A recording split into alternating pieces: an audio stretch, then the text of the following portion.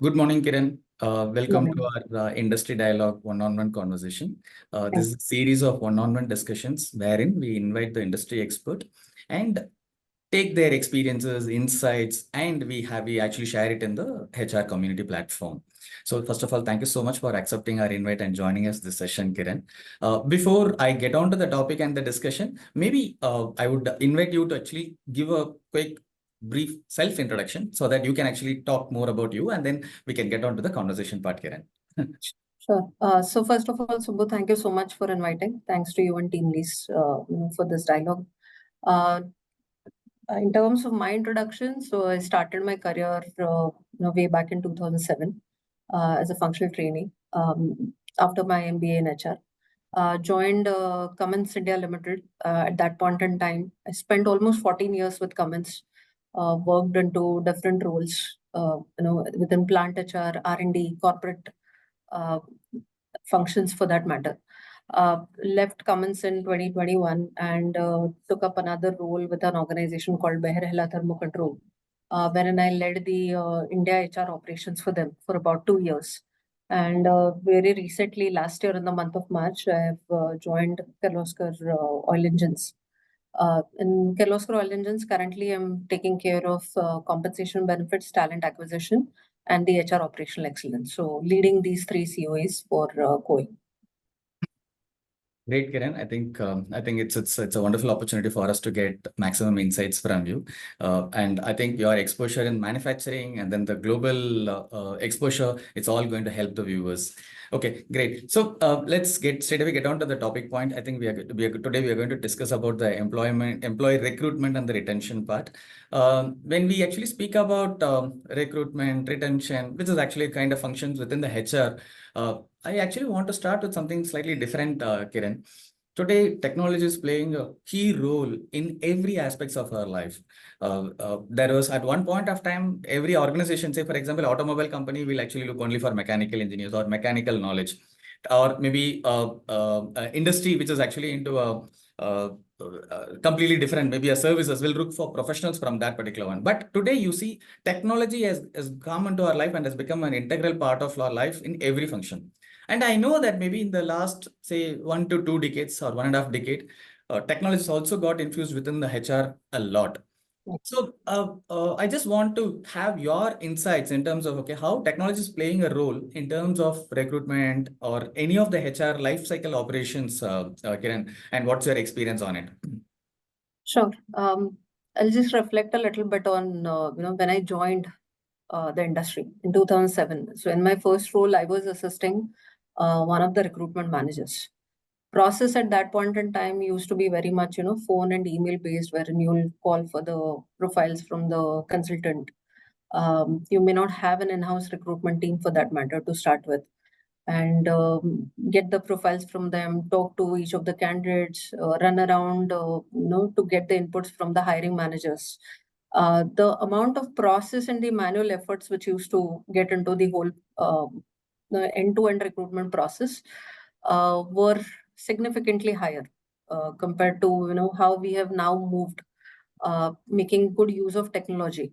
And simple things like, if you look at the end-to-end recruitment process today, most of the HRMS which are being used across the organization, even here in COIL as well, when we are looking at how we are doing our recruitment process, right from publishing the job openings to gathering the applications to scheduling the interviews, in fact, collecting feedback from the hiring managers, and then rolling out the offers to the candidates, to their background verification, and right up to onboarding. Entire process is being managed through the HRMS. So that's the change in terms of the amount of time which was spending in terms of the manual efforts, which has significantly reduced. So thanks to technology, I think that has really helped recruiters or even HRs for that matter to spend lesser time on the mundane routine operations. Something like scheduling an interview wherein you used to pick up the phone, call up the hiring manager. Whereas now through HRMS, you can directly take a look at their calendar, look for the free slots, and just set up the meeting invites, which itself removes a lot of manual efforts altogether. and helps the recruiters to focus more on the quality aspects of the processes. Are we giving enough attention to the candidates?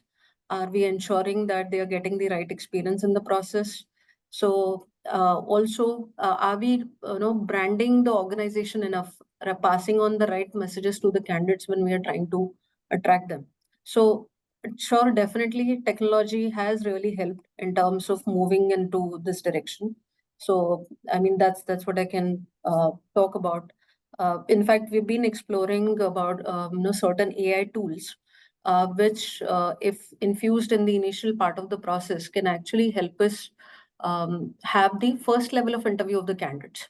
Super. And when I say this, it is not only an AI tool doing the interviews, but AI tool will generate the questions based on the job description which is provided, which also means that the questions which are generated and being asked to the candidates, even though you're interviewing 4 or 5 different candidates for a single role, the questions which are being asked are consistent in nature. And because it's a tool which is asking the question, the element of human variation reduces to a larger extent. So the answers which are coming your way are more pertaining to the relevant questions. You then can have a better comparison of how one candidate fares against other. So I think that's the benefit which technology and artificial intelligence has brought into some of our processes nowadays. Great, Kiran. In fact, you made my job simpler because I was about to question in terms of whether the buzzword is AI, is it actually getting integrated? I think you touched upon it directly.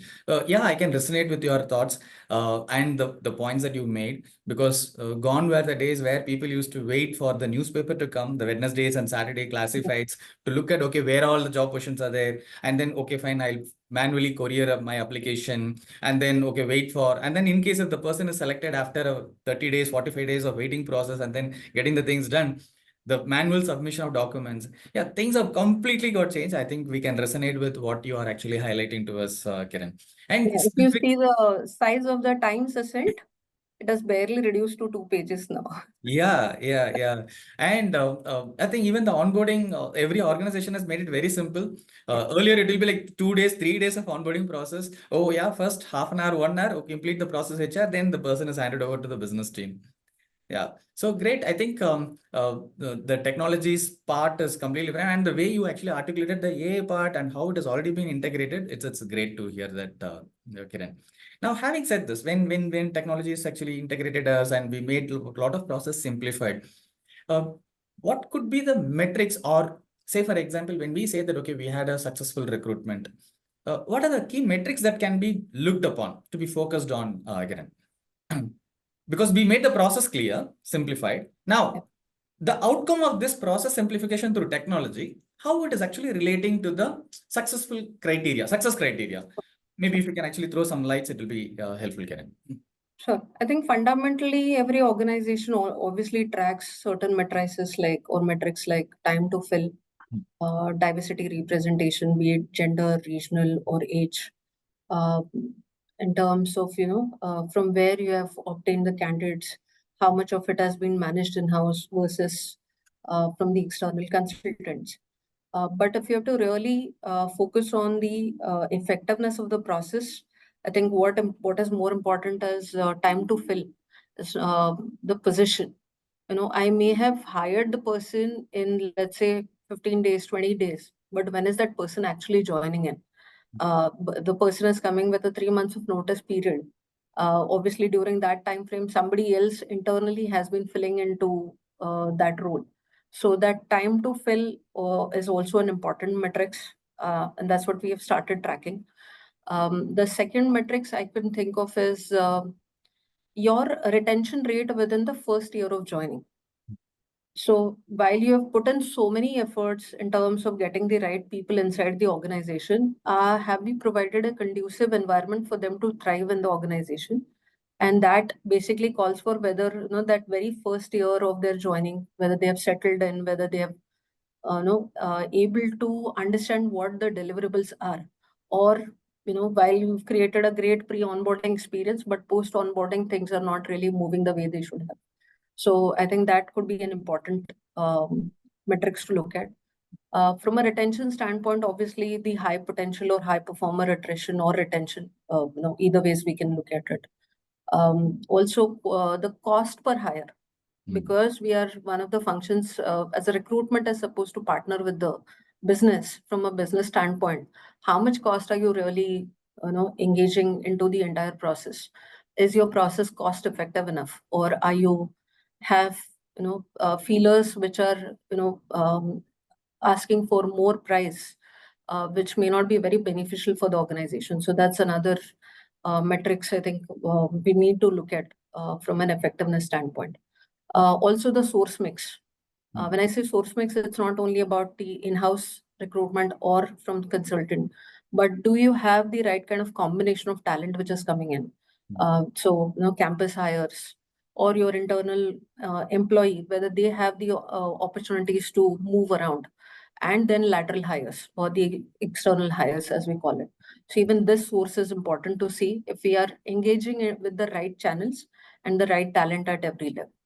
So those are certain things probably I can put on the table. No, I can, to sum it up, the two important things. First one, the last one, I can actually feel that, okay, how it plays a great important role with the business part, the time to fill and the cost of hiring. Now, time to fill, very important, because every business actually gives this responsibility to HR and they feel that, okay, no, HR is not filled. And the time duration that we actually take to actually fill and provide, I can actually resonate, because that's one important metric that will actually come out of the way in terms of the how quick the recruitment can be given to the business teams.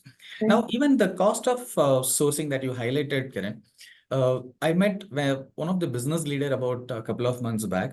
He was actually talking about the cost of attrition.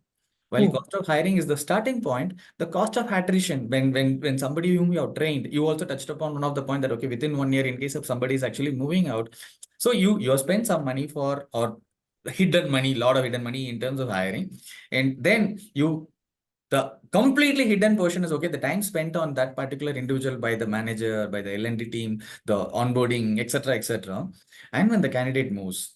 So he was actually touching upon that particular point and emphasizing that, okay, that is what he's expecting more from HR's point of view. Now taking a cue from this particular perspective, in order to retain such people, what do you think are to be looked upon when they are in the first 1 year period, Kiran? Or maybe the key factors that needs to be looked upon for us to be balancing both, because the more the candidate stays, the cost of hiring actually is actually a very positive scenario. Whereas the quicker the person goes, the cost of hiring plus cost of attrition is actually having an impact on business.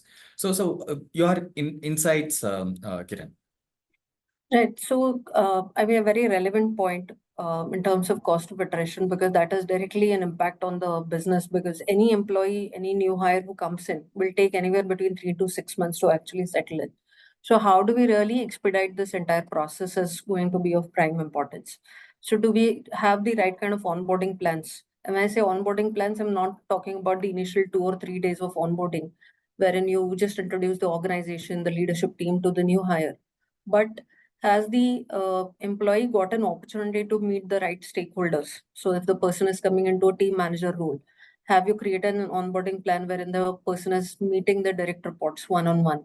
If the person is coming at a senior level, whether the person has an opportunity to have those scheduled connects with their peer teams or the key stakeholders with whom they will have to work out. And also, one of the most important part in this conversation is where the expectation settings by that person's manager or that new hires manager. If those expectations are not set up clearly in the first 30 to 60 days, it'll be difficult for that employee to really assimilate in the organization. Also, apart from that, I think in that first 1 year, it is important to have regular connects to see whether the person has been able to deliver, are they facing any challenges. So having somebody assigned as a buddy. And when I say buddy is not just to, just informally introduce the organization, but someone who can help navigate the various channels within the organization. Because at times there is so much of knowledge which is residing within people. Everything may not be on papers or on the systems. So for a new hire to really understand that, he or she will need someone to help them navigate point out in the right direction, point out to right people. So some of these practices, if followed by the organization, would definitely help these people, new hires, assimilate better in the organization, and will definitely, improve on the retention rate. Superb. Because one of the factor that is actually coming out, and it is increasing day by day, is what we call as the infant attrition. Yes. The infant attrition, some organization define it as 30 days, some organization define it as 60 days, 90 days, some are even 180 days. And within 1 year, that is one of the metric that we all actually look upon it. Now, you touched upon an important point of expectation setting, Kiran.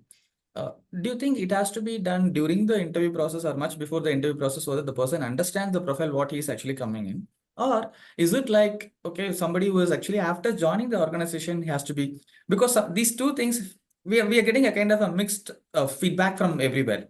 Maybe both combinations. What are your views on that, Kiran? Because that is actually has a direct correlation for somebody to be in the organization for long. And we are investing. Yeah.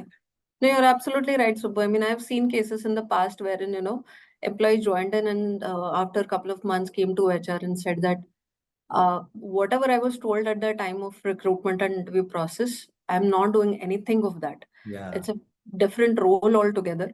And it's not at all matching with what expectations I had come up with. So yes, there are these situations which you will see or happen to see in the organization. I think where HR can partner better in the entire process. And when I say HR, it's both the teams, whether it's talent acquisition team or in the business HR, especially in the larger organization, you will typically find these two as separate teams.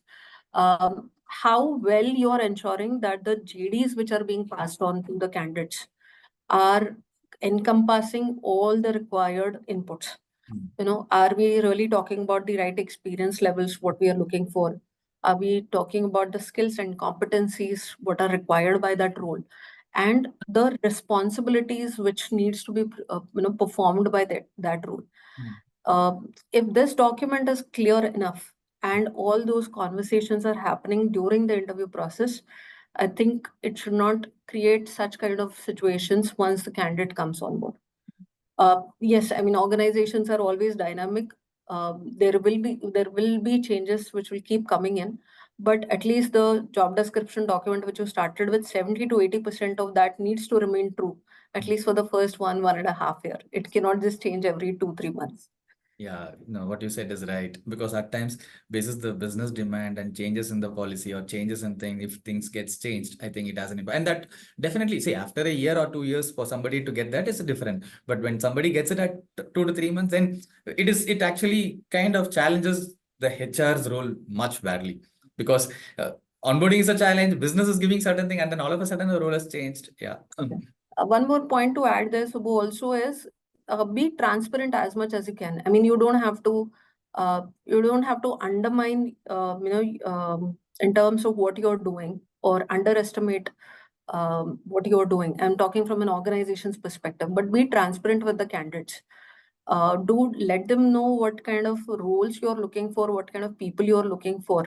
And especially, someone like us who is constantly going through a transformation period at this point in time, there will be a lot of new challenges which will coming in, new things which will keep coming in. So that kind of clarity needs to be given so that employee or the candidate comes knowingly that what am I really getting into and shouldn't be surprised after they have joined it. So that is more important. No, great. I think this solves the important problem on this particular module. Now, one further interesting question on the same topic. Sure. Today, for example, when we all came to our life, okay, we know we were having zero expectation. We said, fine, whatever comes on our way, we will accept it. Now, with new generation coming in, and when such a thing is being told, what is your experience? What kind of a response they give when during an expectation setting, or do they have a different expectation with us? What are your experiences on that, Kiran? Especially if you talk about the newer generations right now, they are looking for opportunities which are constantly challenging them.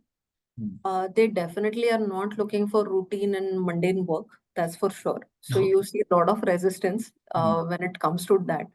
They are constantly looking for innovation. They get bored very easily. So you have to ensure, I mean, the senior managers in the team or the senior leadership have to constantly ensure that when you are engaging younger generation in the workforce, you have to constantly keep them engaged by giving them new sort of work. You cannot have them working on things, and that's where I think the automation plays a larger role, wherein you automate some of the routine processes and take out the quantity part of the work and let people focus more on the quality. Keep giving innovation, new opportunities, let people explore different avenues. So, certain processes like in internal job posting definitely helps us. So, wherein people can move vertically, laterally, diagonally within across functions, across views. Especially for larger organizations, some of these processes definitely help out. Even in smaller organizations, I think you need to constantly keep evaluating, who are your top performers, who are your high performers, and how do you keep them engaged so that in the process they are not they are not getting stagnated, they are not getting bored. And also one of the most important things which I think organization need to continue doing is having a two-way communication channel. Because at times, I mean, again, gone are those days wherein there used to be a communication coming only from the senior leadership from in the organization, and it used to be just passed on. Nowadays, employees and any generation employees, the way the scenario has changed, employees are expecting organizations to take their feedback into whatever processes they are running. And that is helpful, always helpful, purely because those are the people for whom you're developing policies and processes. So if you have the feedback, you understand what exactly the employees are looking for, and makes it a lot better in terms of how you really build and design your policies and processes. So that two-way communication channel needs to be established. No, I think you summed up well. People get quickly bored, and it is currently coming up seen in the most of this feedback we are actually getting more. People, because the younger generation, they actually want to be challenged. They want to have innovative work and they want the flexibility. And you also touched upon the need for articulation of these ideas, or maybe listening to them periodically actually makes it. Now, on this particular point, what are organization's responsibility, or what furthermore the organizations can take to take care of all these things, Kiran? Well, yeah, we are going to listen to them. Is there a way that, okay, periodical, consistent way that we actually test them? Okay, keep them. First of all, I want to know, okay, what is currently happening? Earlier, maybe once in a year, if you actually get feedback, that's a different. Now with changing world, everything has become quick, instantaneous. The feedback is also becoming like that. So what kind of measures that organizations can take to get that on a periodical basis or regular basis? Your any thoughts on that, Kiran?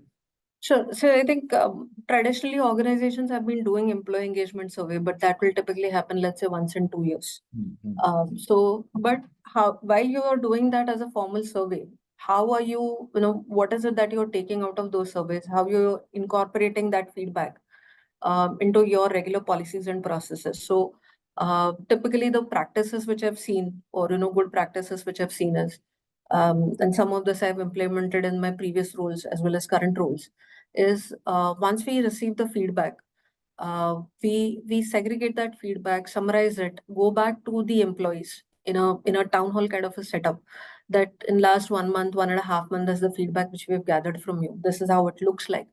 And then based on that feedback, these will be certain actions which we will continue to work on. And then every quarter, every town hall, we will go back to them, update them that, hey, these were the actions which we spoke about. Out of these many actions have been completed. You would have seen certain communications around this. This is how our analysis of the actions look like, or this is how the positive response on the actions looks like. And then do let us know. So it's not that, okay, once the action is taken, it's stopped there. Please do come back to us and do let us know if you feel this is sufficient enough, or is there something else which needs to be done. So from an HR standpoint, I think this constant dialogue is needed. It cannot be, just a once in 2 year survey, but a quarterly dialogue. Plus, from an HR standpoint, again, if I have to talk about certain skip levels or employee one-on-ones, that has to continue. And we can target it based on the employee groups, because every group will come up with their different expectations or concerns for that matter. Today, what Gen Z is talking about versus what women employees are talking about versus what millennials are talking about or campus hires are talking about will be totally different. Or an MTech versus a PhD or a BTech, for that matter, the expectations will be very different. So how do you really, focus on each of these groups and gather that feedback throughout the process will be important. No, I think superb. You touched upon again two critical points. It's not only actually listening periodically, but updating them periodically about what action we have taken. Because that is exactly I'm just thinking from as an employee perspective. Yeah, when I raise some point and when I get a feedback from the organization is actually valuing the employee. The employee also gets a feeler that, yeah, I think it's a great point. I think the periodical communication is not one way, not only getting the feedback, but we actually constantly updating them. You also touched upon the diversity factor, okay, how people actually work, and then the Gen Z factor, okay, with new people coming in, what are their needs and how we are actually constantly fulfilling. So we are always at the innovation step in terms of, okay, trying to actually address it. Great. I think that is a great insight. And for organizations, and there are a lot of organizations which are actually upcoming and then they actually look forward for such advices. I think it is going to be really helpful. Before we close, one last question, Kiran. I understand you have global exposure, right? Is there a global best practice that you're seeing outside India and then can that be replicated? Or do you feel that, okay, outside India, they are replicating our best practices? Your takes on that, Kiran? I think with the amount of data and information which is available with us nowadays, this whole point of India versus global has diminished altogether, honestly. I think it is all about one world. Okay. It is all about what innovations you're bringing in. I mean, in my previous stint, there were a lot of, again, while it was a very small organization, barely 250, 300 people, but this whole communication and the feedback piece kind of worked really well for us, wherein we listened to the employees, started certain initiatives, and some of those initiatives were actually recognized at a global level. And some of those got replicated at a global level across all 9-10 locations of the organization. So, so it is all about, whether you have the right kind of, how should I put it across, right kind of intentions in place. And I think for me, the only intention is you have to look at employees as your internal customers, especially when it comes to HR. If you are doing the things with that intention in mind, the every practice will work fine. Great. I think you answered the first point on this particular question, giving a reference to our first discussion. The one that is, it's nothing called as a, okay, India and other locations or other countries are different because we are now actually integrated technically. Technology is connecting all of us and make it into a single roof. There is nothing called as, okay, two different. I think it's a brilliant way of actually thinking in that direction, because usually what happens is, oh yeah, okay, in that country, what is actually currently happening, but here with one click of a button, what's happening everywhere and what are the trends. Okay. Great, Kiran. Thank you so much for all your insights. I think it was a wonderful conversation. I couldn't imagine that, okay, 30 minutes has gone just like that. We look forward for your future participation in our other events, Kiran. Thank you so much, Subbu, and thanks to TeamLease for inviting. It was a really pleasure talking.